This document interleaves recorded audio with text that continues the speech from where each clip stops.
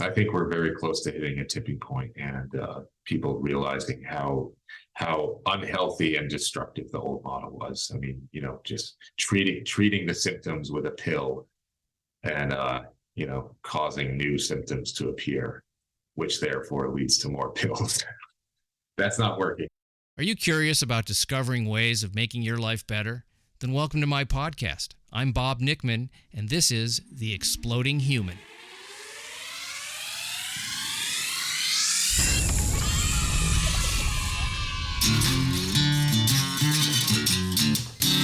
Listen in while I talk with all kinds of people in the fields of personal growth, health and healing, alternative therapies, psychology, spirituality, environment, and the future. I'm looking for those answers that make life better for everyone. You'll meet cutting-edge practitioners, doctors, artists, filmmakers, business people, and those who have overcome challenges. The brave, the curious, anyone who is out there helping us humans to explore, expand, and explode. Hey, welcome to The Exploding Human. My name is Bob Nickman. My guest today is Cowan, and we're going to be talking about organic and beyond organic foods, optimal health, how to achieve that, and the New Biology Clinic, which is a virtual clinic outside the medical establishment. But first, I'd like to invite you to visit my website, theexplodinghuman.com. There you can listen to episodes, read synopses, see photos of my guests, and there's a little bio on myself. I also have a YouTube channel where you can listen. That is The Exploding Human with Bob Nickman. As I said, my guest today is Asher Cowan. Asher had a little bit of a head start in the health field. His father is Dr. Tom Cowan, who is an MD, but began exploring alternatives to what has been taught in medical schools and beyond for optimal health, which would be organic eating, lifestyle changes. And Asher has taken that background and has created Dr. Cowan's Garden, where they sell a variety of products and promote a variety of products for optimal health. They've recently started something called the New Biology Clinic, based on the biology and medicine put forth by his father, Dr. Tom Cowan, to understand the root causes of disease, and they work with members to develop holistic strategies for returning to optimal health. It's a really great idea, and he's going to explain more about that. Asher lives this lifestyle that we're going to be talking about, and he's a delightful guy, and I'm sure you're going to enjoy listening to him. This is Asher Cowan. I know you've been involved with health and nutrition and all these great things, and I'm always interested in things that we can do for our bodies that are simple and healthy and on the cutting edge of how we can best do that. And I know that you've been very involved in that. So let's talk a little bit about who you are and what you do. Sure. My name is Asher Cowan. I currently run a few different businesses, all more or less related to health. Dr. Cowan's Garden would be our food business. We started with a line of vegetable powders. Good way to think of them is like a seasoning or a spice. Add them to foods that you're already eating, and it's a great way to add vegetable diversity, nutrition, and flavor to just about anything you're eating. Great for parents of picky eaters and just anyone looking for a nutritional boost in their diet. I also run the drtomcowan.com website, which is devoted to my dad and his teachings, philosophies, and we also sell a lot of the products that he's used in his practice. And then we just launched a virtual health clinic. It's the New Biology Clinic. And that is about taking his philosophies on medicine, biology, and health and putting them into practice through helping patients directly virtually, but in a one-on-one setting with a doctor that has mentored under him for a few years now and knows pretty much everything he does when it comes to health, medicine, biology. Can I ask you this? Is your father an MD, like conventional medical school, and then he got into naturopathic functional medicine? What is the? Yeah, so he did go to conventional medical school. Pre-med at Duke University in North Carolina, and then medical school at Michigan State. He went into it knowing that he didn't want to be like the regular doctors. So he would pass the test, he would learn the terminology and all that stuff, and to the point where he could give the right answers on a test or whenever he had to. But he always sort of knew that there was something wrong with how that model, the Western medicine model, worked. And very soon, he went into practice for himself very soon after he graduated, and developed his own techniques and strategies and ways of working with people to heal them. He also worked as an ER doctor, so he has experience and knowledge of the more or less traditional Western allopathic healthcare models, but the vast majority of his career was spent in his own practice doing his own thing. So, well, I applaud his courage to look at other ways of doing this stuff. And I've had a few doctors, conventionally trained MDs that have gone that route on this show, and I'm always impressed with the fact that that wasn't that the curiosity remained, and the desire to find a root cause solution to things was stronger than the easy route of just, here's a pill, go away. Yeah, I mean, I respect anyone who does that, because you're up against a tremendous amount of obstacles there, whether it's social pressure, social stigma to go along with the herd. That's always present in our lives. Especially within the social media era. But then also, just could be the financial aspect of this as well. If you're in $300,000, $400,000, $500,000 worth of student loan debt, are you going to speak out against stuff, bad stuff that's happening? Unlikely. I have family members who struggled with that as well. And it's simply because of the amount of debt that they're in. They can't afford to lose their jobs, and if they do, they're toast. And so you can see why even people who might be skeptical of the dominant narrative may just keep their mouth shut and move along. Yeah, well, let's just talk solution now. I'm getting sad. Well, that's the good thing is there's a lot of solutions out there, and it's surprisingly simple when you get down to it. Yeah, it really is, isn't it? It's a matter of education, minimal amount of just paying attention and awareness of things. And I was visiting a neighbor in the hospital yesterday. She's in her 90s and she fell and had a fracture. But I was in the hospital just waiting to go up to the room, and the amount of people that were in the worst shape. These were the visitors. These weren't the patients. These were the people in line to go visit their friends and relatives. I mean, obesity and, lots of, just bad shape, just flabby and weak looking and pale, and I'm like, wow, this is like America, man. There's so many folks that don't even, I like to pay attention to this stuff, and I was thinking, man, the lack of vibrancy in the health is so pervasive. It was kind of scary because I'm not in those places very often. Thank God I'm not in them.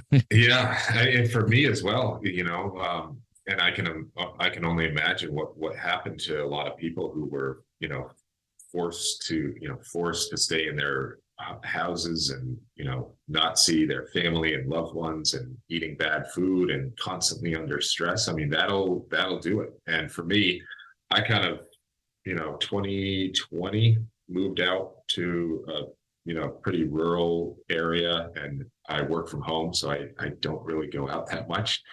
And just, when I go to a city or something like that, it's like, holy cow, things really have changed, and dramatically, in a very short amount of time. And to just echo what you said, it is startling. Now, when I was a kid, which was a long time ago, I'm 69. I said that like I had to figure it out. I already knew. But when I was a kid, I was thinking about the fat kids in class. There weren't that many. No, this is like one or two. Yeah, and then you felt Yeah. bad for him, and you wondered what was going on, and but now, I mean, but now you see it so much. I saw it with my kids who are in their 20s now, but then you see it even more. This childhood, I'm not even talking about morbid obesity, but just obesity. Yeah. I mean, I ran around constantly when I was a kid. I was outside. I was well, there were no computers, there was no phone that a kid would have, and it would be like, go outside, we'll see you in about 5 hours, whatever it was. Yeah, and that was my childhood basically. Yeah. And then some TV at night, but not a lot. Yeah, I have 8-year-old daughter, 5-year-old son, and 3-year-old son, and yeah, I see it with their classmates or teammates. There's multiple what I would call obese kids on their sports team. And for me, growing up, I think there was maybe one or two in the town at my age, and it's crazy how it's devolved in such a short amount of time. Yeah, and it comes down to what we put in and what we don't put in, Right. which is probably even more important. Like, don't eat that, because it's literally, it's just, I'm toxic. Thinking about, toxic. I'm thinking about, I just think of like Doritos. That's like my go-to horrific food, and ice cream. Those two things to me are and things like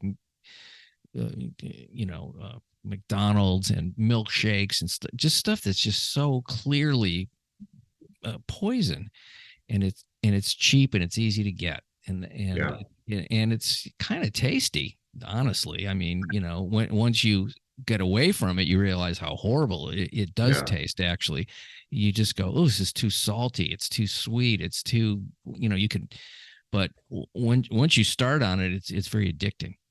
Yeah, I've even seen it in other countries as well. I went to an island in the Caribbean recently, and I had gone there about 20 years ago, and just the difference between the size of the people between then and now it was startling. Then you look at the sodas that they're drinking, and it's like 64 grams of sugar per half bottle, and it's like, they're going to drink a whole bottle of that with their dinner, and no wonder they're morbidly obese, suffering from diabetes, and I would imagine life would be a lot. I mean, I always say, life is a lot easier when you're stronger, and so I recommend everyone do some sort of movement to strengthen themselves, whether it's lifting weights or what I do, which is it's called GOTA, and it's just it's so important for being able to live a healthy and normal lifestyle without pain. It's so important, and very few people are doing that. Oh, I'm glad you brought that up, because I watched a video of you being interviewed by somebody who I didn't pay attention to it because I was only listening to you. So, but you were talking about this GOTA, and I wanted to find out more about that. So let's just do that right now, and then we'll go back to the eating thing, because I was fascinated by this. So explain what that is, and we know its greatest of all time is GOAT, and the A is what? Athletes. Yeah. So I think the sort of developers of this system sort of noticed a particular way of movement that these really great athletes have, and it sort of mimics the way that the body is supposed to move. And if you can, so the way that exercising using this system works is you essentially get yourself into these positions and exaggerate them, and you're creating internal tension that acts as if you would be lifting weights, or acts as if you have resistance training to what you're doing. And so it's just the way of positioning your body and how you move through those positions that gives you as good or even better workout than if you were lifting weights. And so, for example, I do I do one hour session a week with a sort of personal trainer, I guess you would call him. And I never lift anything more than 25 pounds. And that's my workout. And I played college basketball, and I think I'm in better shape now at almost 39 than I was when I was playing college basketball. And so it's a very low stress in terms of the amount of stress on your joints and muscles and everything like that. But you end up getting what I would argue a better workout than if you were lifting heavy weights and potentially putting stress on your joints and back and all that stuff. And so it focuses a lot on your back chain muscles, like your back, hamstrings, glutes, and it works to strengthen your muscles that way, and focuses a lot on the back chain. So I don't have any back issues. I can do 3-4 hours of gardening, in a row without taking a break in the hot North Carolina sun. And I feel great. I'm maybe a little tired, but not sore or aching the next day. Just, I can do it and I feel great. And it's, in my opinion, the way to work out and move your body. Is there equipment? You could you could incorporate equipment. For example, there are some exercises that would be helpful if you had a stretchy band. Mm-hmm. And so I have a stretchy band. I do like a tricep extension, but it's also, remember that you're positioning your body in a way where this tricep extension, you're getting a lot more sort of bang for your buck, if you will, with just a simple band than if you were doing a tricep extension like that with some like pull down bar. Okay. And I also use like 25-pound dumbbells for a couple different exercises, but honestly, that's it. That's all that I've had to. That's all the equipment that's required. It's really just about positioning your body and moving through those positions.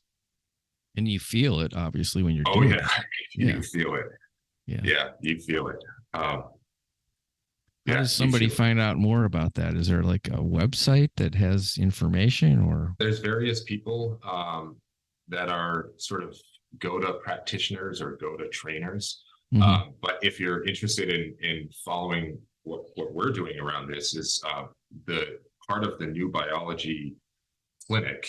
If you're looking for maybe a doctor, you don't have a doctor, or maybe the doctors want you to inject something into you that you feel is poison, so that you can be a part of their practice. Maybe you want to look for an alternative. So we set up the New Biology clinic where it's a membership based clinic where you can join. For an individual, it's only $69 a month. For a small family, up to 4 people, it's $129 a month. And for a larger family of 5 or more people, it's $159 a month.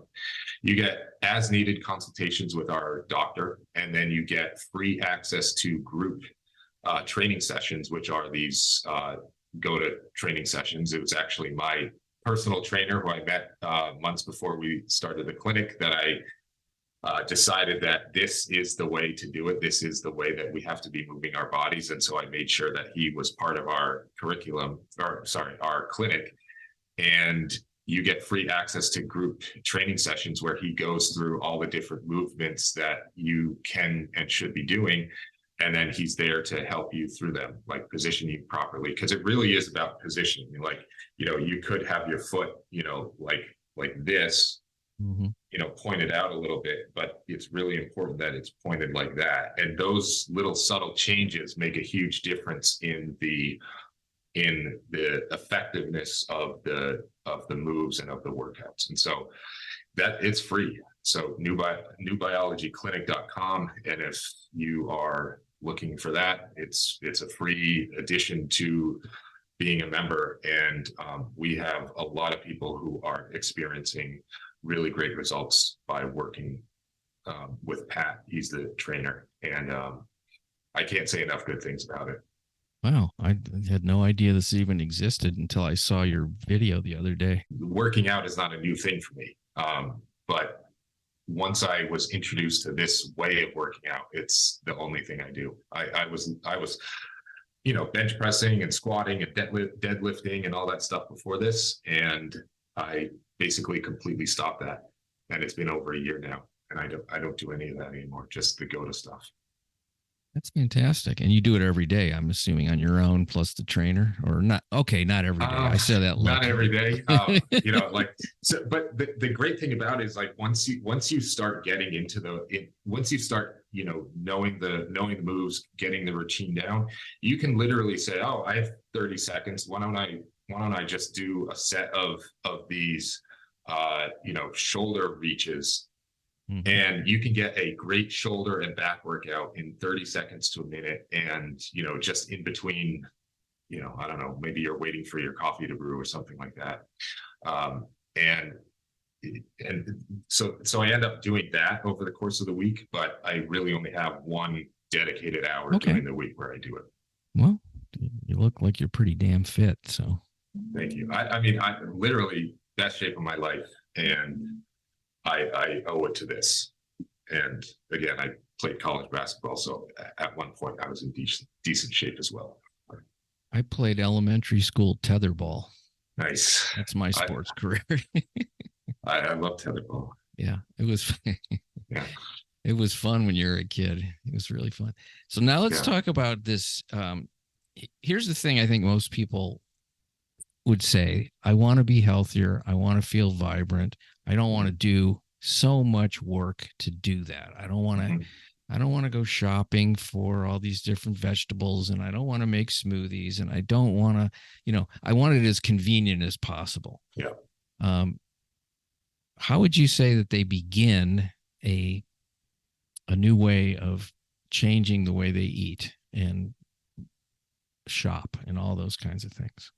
Yeah, well, that's a good question. I mean, if you're, we sort of have three pillars of a healthy diet, or three main food groups of a healthy diet. You have your animal products, and most importantly, fat from healthy animals. So this is not, your feedlot, corn-fed cows. We're talking about grass-fed beef. We're talking about grass-fed, grass-finished beef, and pasture-raised chicken and eggs, and wild-caught fish and those types of things. So that I would say should be your sort of staple and building blocks of any healthy diet. And then you have your sort of seed group, your grains, legumes, and that's another, sort of pillar of a healthy diet, in my opinion. I know there's a lot of diets out there. You have carnivore diet, which advocates only meat, but I do think that adding in those certain amount of grains and legumes, as long as they're grown properly and processed properly, they can be part of a healthy diet. And then you have your fruits and vegetables, and think of those as your sort of, vitamin pill. That's the vitamin part of the healthy diet. And we have I would argue we have good solutions for all of them, but touching on the vegetable part, that's one that a lot of people, especially parents of picky eaters, struggle with. And so we developed a solution for that. We have a line of vegetable powders that in a way are sort of like seasonings or spices. Use them to add to things that your children will eat. And it's a great way to add nutrition and vegetable diversity to your diet. And so what I mean by vegetable diversity is you want to have all the different parts of the plant. So there's root vegetables, there's fruiting vegetables like squash and tomatoes and peppers. And then you have your leafy green vegetables. And so you want all parts of the plant plus all the different colors, and that's going to give you the broad, full spectrum of nutrition in your diet. And so, if I'm making, let's say, pancakes for my kids, I'm using whole grain flour. I'm fermenting the flour overnight so that it breaks down the It breaks it down. We are gluten free in my family, so I don't have to worry about breaking down the gluten. But it does, sort of that fermentation process sort of starts the digestion process, and then I'm adding various stuff to the mix to add beneficial nutrients and vitamins to them. So, for example, I'll add collagen powder. I'll add some beet powder. I'll add some burdock powder, and maybe even some desiccated, sort of liver or organ meat powder from healthy grass-fed, grass-finished cows. And so that's a great way to add some really healthy stuff to something that I know they will eat, in a way where it's, it still tastes good and it's good for them. At this point, they know what I'm doing, but you don't necessarily need to tell your kids that. You can sort of see where, the vegan message comes from. They would say, these animals are treated horribly. It's unhealthy. And I would say, for the vast majority of the meat products there, it's like, yeah, me and the vegans are pretty much on the same page, is that you shouldn't eat these animals from a feedlot that are fed corn and soy and antibiotics and hormones and all the rest of that. Yes, they are correct that is a unhealthy product to consume. However, meat, protein, and especially fat are still an important part of a healthy diet. There's no successful sort of ancestral tribe that survived being vegan. And so, we have to consume animal products, most importantly the fat, but you need to get it from really good quality sources. And so that's the most important thing.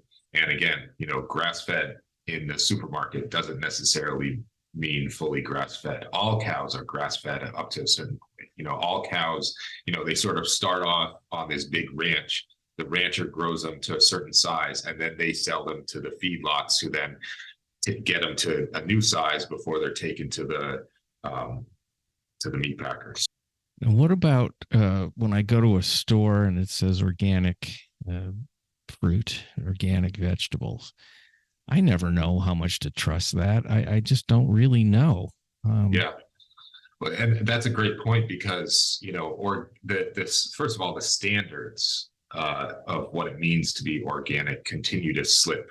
They continue to degrade over time. And so a lot of these organic farms are just usually it's NPK fertilizer, nitrogen, phosphorus, and potassium fertilizer. And what it does is it makes the vegetables get, big, and they look good. But essentially they're, in many cases, void or mostly void of nutrition. And so even the organic stuff in the stores is not the greatest. And then you have this new situation where, I think Bill Gates developed this spray that people, even organic farms, are spraying onto their produce to make them last longer.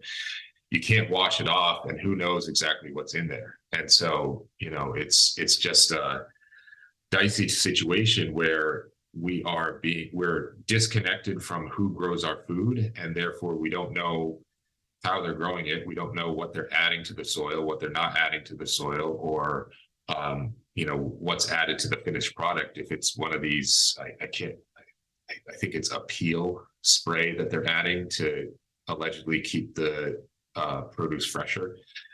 And it's becoming a very dicey situation where you don't know what you're getting. And so with our products, for example, we partner with small, local to our production facility organic farms. And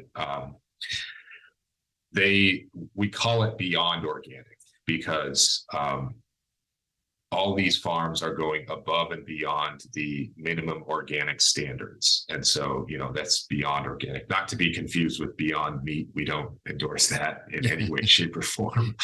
But what we mean by that is they are using regenerative farming practices. They're building the soil using compost, composted manure, composted, spent plants from their garden, and really working to build the soil rather than adding, even organic fertilizers to the soil to help the vegetables grow better.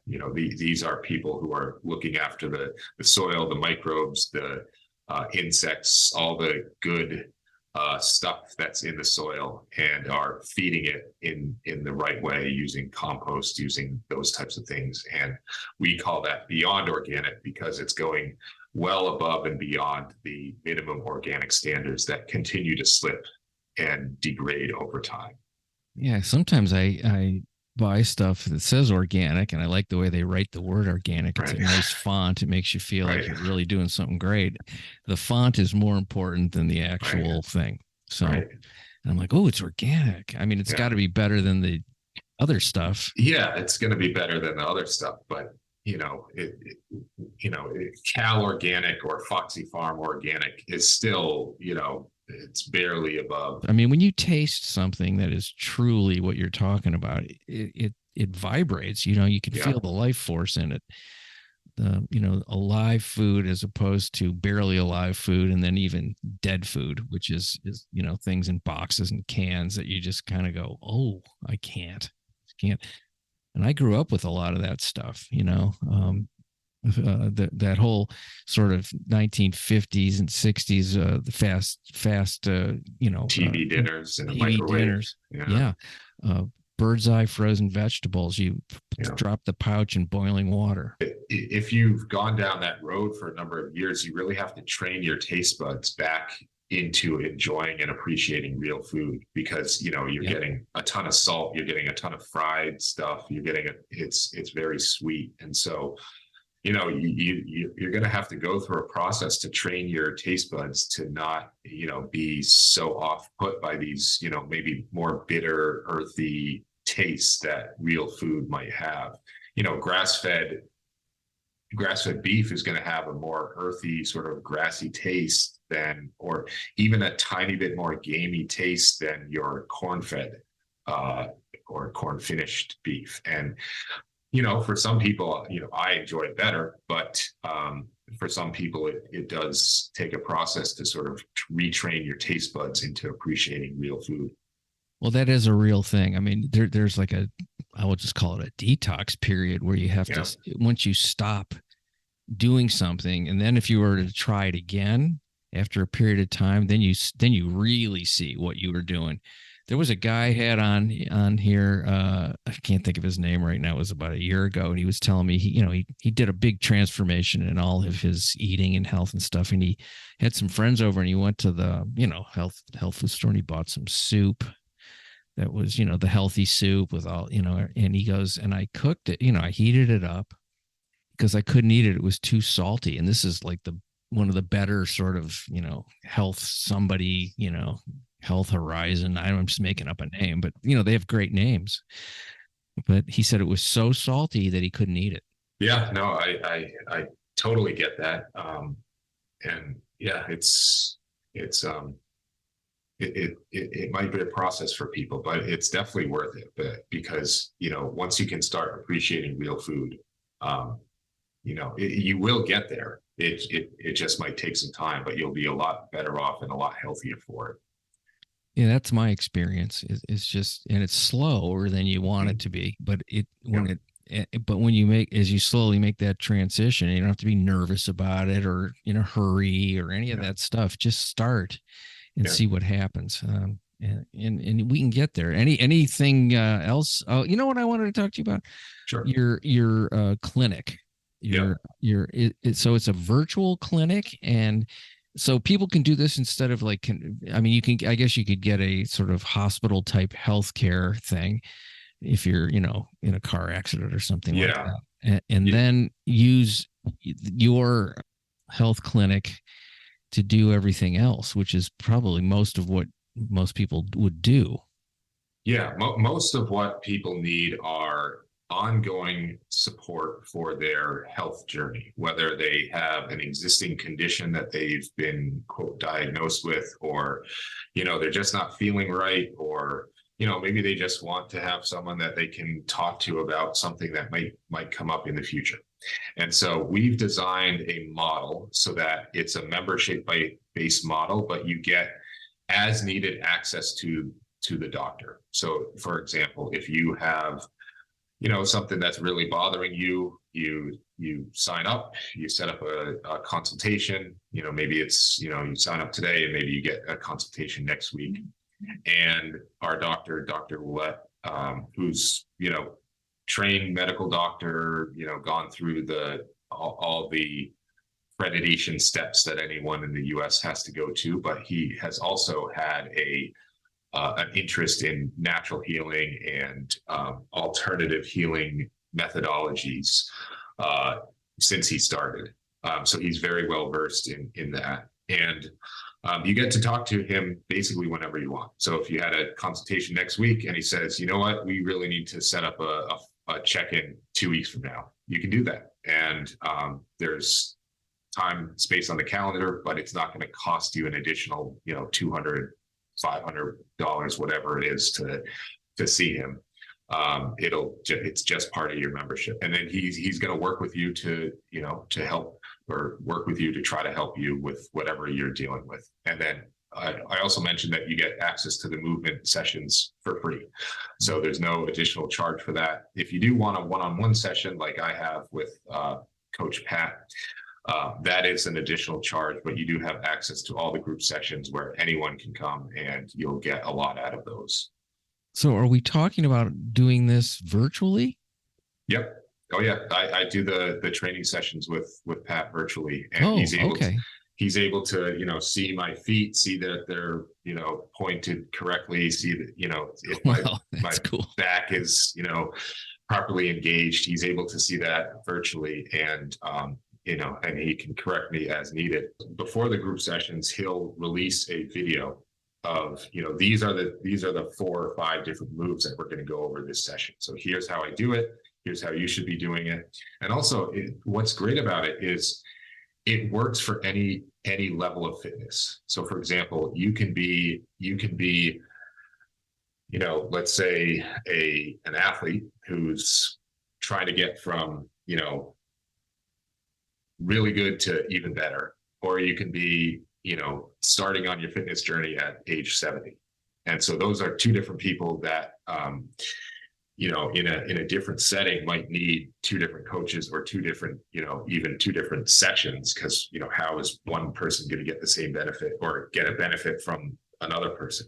But I'm telling you, there's a way to do it, and there's a way that he can modify the moves to fit anyone's level of fitness. And so, you could be in the same group session as an athlete if you're, in your 70s and just realizing that you need to start moving. Now, what about testing? So if you're remote, you're in another city, that doctor can order tests at a local lab and then get the results sent to them. And if your insurance could possibly cover it, or how does that work? Theoretically, yes, but that's not how we practice, or that's not how he practices medicine. The real sort of innovation here is a new understanding of biology, which is why we're calling it the New Biology Clinic. And it's getting away from these sort of markers and testing and numbers and all that stuff. Because you go to the doctor and oh, my something level is at this. And you're like, what can I do about it? You can't do anything about a number. You can do something about, oh, my knee hurts, or I have joint pain.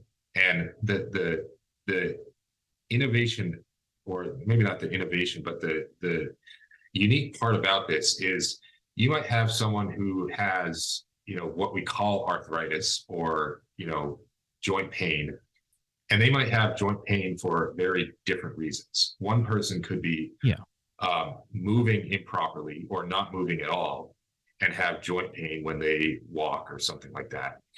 And another person could be, moving fine or moving, properly, but they don't eat any collagen.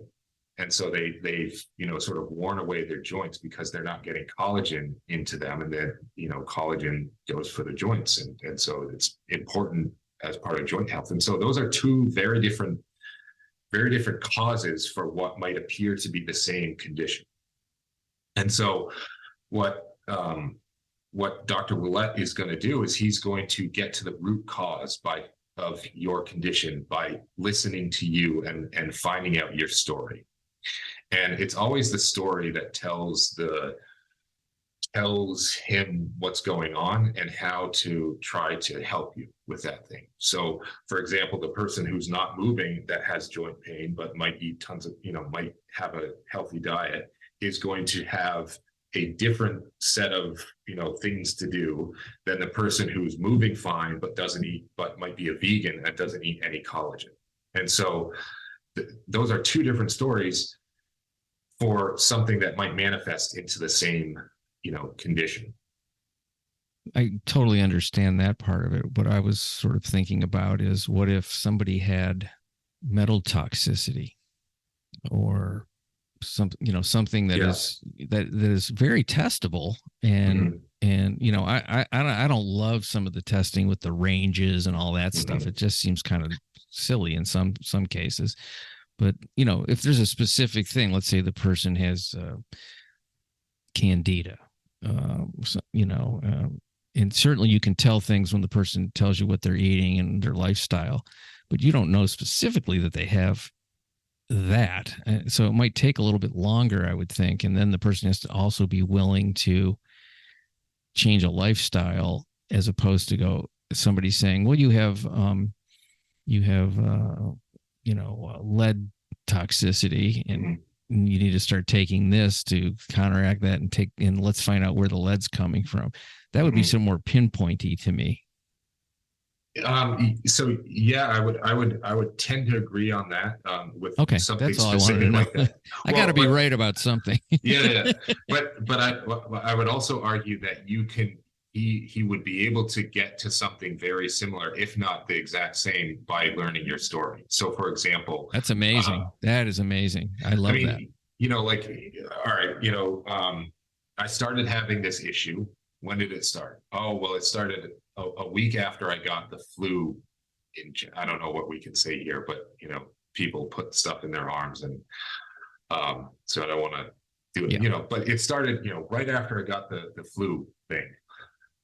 And then, so that could be heavy metal toxicity, because we know that they put aluminum and other things. Aluminum's technically a light metal, but they put aluminum and those types of things, mercury in those things. And so that would get him to the same answer as a test might, without going through the cost of the test. And then he could work with you to develop some detox strategies to help you get rid of your heavy metal toxicity. For example, cilantro is very good at binding with heavy metals and getting them out of your system. So eat a lot of cilantro. You could do red light sauna therapy, where you're in front of these infrared lights and you're doing a lot of sweating, and that's another way to sweat out the toxins. You could do a castor oil pack on your liver. So you're putting castor oil on a pack, put it on your liver. That's another way to remove toxins from your system. And so I would argue that we're able to get to a lot of the same answers, if not more accurate answers, by finding out people's story and then working with them to develop strategies on, dealing with that toxicity. Maybe you live near, maybe you live in an apartment building and they just put up a 5G tower right near you, and everyone in your apartment buildings has Wi-Fi, and you're just getting bombarded with these EMF waves, and now your wrist that you had a plate put in because you broke it when you were 10 years old. Now you can barely move your wrist. So the metal's vibrating. Exactly. And so that's how you sort of get to that story of what's wrong and how we can work to fix the situation. I just took an airplane. And, me too. Oh, Oh my gosh. I was, I don't mind sitting in a seat for a few hours, for 4 or 5 hours. Doesn't bother me. But when I got off, I just felt like, because of the Wi-Fi and Mhm. all the devices, that's what it Yeah. felt like to me. And Yeah. I'm sure the hum of the engine and just the recirculated air, it was Mhm. like, The I'm whole like, this, thing. yeah, some vacation. I got in midnight on Sunday night. We went to a conference in Boise, Idaho. So there was, for me, it's multiple plane trip to and from there, and I'm still recovering. I still haven't fully recovered. I don't sleep well when I'm in hotels with all the, I live kind of out in the country a little bit, so I'm not near all these radiation and all that stuff. So in downtown Boise, combined with all the Wi-Fi and all the electric stuff Yeah. going on in the hotel, plus the 4 plane trips, it's a lot, and I'm still recovering. So Yeah. Not to I hear mention the you. toxic cleaning products and the chemicals Yeah, leaching out of the carpets. And life has become an attack in yeah, that way. And the more sensitive you are to it, or the less desensitized you are, the harder it is to go into those environments. And people think you're a little bit strange, I would imagine. I mean, I've had people say stuff to me. What do you mean you can't be in this room? It's bothering you. The fluorescent lights are making you feel, what are you talking about? I'm like, well, I'm telling you, that's what's going on. I got to get yeah, out of here. yeah. Yeah, it's like the invisible killer, but it's 100% true. I mean, I felt it. I felt it there. I felt it on the plane ride home, and I'm still feeling it now. Hopefully, I'll recover by tomorrow. But it's a toxic load that if you're, like you said, if you're not sort of used to it already, you don't have like this baseline of toxicity like you would if you're living in a city that's blanketed with Wi-Fi. It's a lot, and so now I have to detox. I bet if you took somebody and transported them from like 1800 and just stuck them in a city, any city in the United States, they'd get sick Oh, immediately. easily. Yeah. I think you're 100% right on that. Well, when I get my time machine, that's the first thing I'm going to do to prove a There you go. point. Right. Well, Asher, thanks so much for talking to me today. And let's mention those websites again where people can go for all kinds of knowledge and Yeah. changing the way they live. Yeah. Well, thanks for having me on. It's been a lot of fun talking with you. So for food, all things food, go to drcowansgarden.com. That's where you can get the vegetable powders, the meat boxes that we were talking about, and a whole host of other different types of items, including granolas, nuts, nut butters, truly cold pressed seed oils, A2 grass-fed ghee, tallow-based skincare products, and I'm probably missing some. drtomcowan.com. That's more health device and supplement products, but it also follows the work of my dad, Dr. Tom Cowan, and all the stuff he's been putting out, especially on virology, germ theory versus terrain theory, and presenting a new understanding of biology. And then if you're interested in joining the clinic, newbiologyclinic.com. If you're looking for a doctor, you want someone, a different take on sort of treating people, and you're looking for alternative viewpoint on your health journey, go there. And then if you're a practitioner who's looking to sort of learn a new model, a new way of looking at biology and medicine, go to newbiologycurriculum.com. That's where you can learn all the new stuff on how to treat patients, how to view medicine, biology, and virology. Well, apparently the medical schools don't teach a lot of important things. No, they don't. And there, people will probably have to go an extra number of years to do that. And Yeah. as my daughter said, I don't understand. She's in her first year of medical school. She says, and she's aware of a lot of what we're talking about. She says, I don't get why they pay people to go into the army, but they don't pay people to go to medical school. Isn't that more important? And don't we need more doctors than soldiers? Well, that's a good question. I don't know the answer like to that. why? Who made that one up? I mean, she Yeah. goes, "Why am I going into all this debt and I'm going to be helping these people?" Yeah. And it didn't make sense to her, and she's not wrong. No, she's not wrong. It's a flawed model for sure. Yeah. We're out here on the front lines trying to change people to think in a new way, in a healthier way, in a more positive way, and hopefully we're going to help do that. I think that, when the old model starts to really crumble, which it's already happening, of course, but when it gets to a certain level of non-functionability, if that's even a word, then people will change. The old guard has to sort of vanish before the new one can really happen. Yeah, I think we're very close to hitting a tipping point, and people realizing how unhealthy and destructive the old model was. I mean, just treating the symptoms with a pill, and causing new symptoms to appear, which therefore leads to more pills. That's not working, and that's a good model for continued repeat. Yeah, if you're looking for if you're trying to make a profit, planned obsolescence with humans, right? Not just products. Well, thanks so much, Asher. You have a beautiful day, and I really appreciate it. All right, thanks. It's been a real pleasure. Much appreciation for you folks listening to The Exploding Human. The website is theexplodinghuman.com. The YouTube channel is The Exploding Human with Bob Nickman. I want to thank Asher Cowan one more time for being on the show and dispensing such wonderful and valuable information to all of us. And have a fabulous day.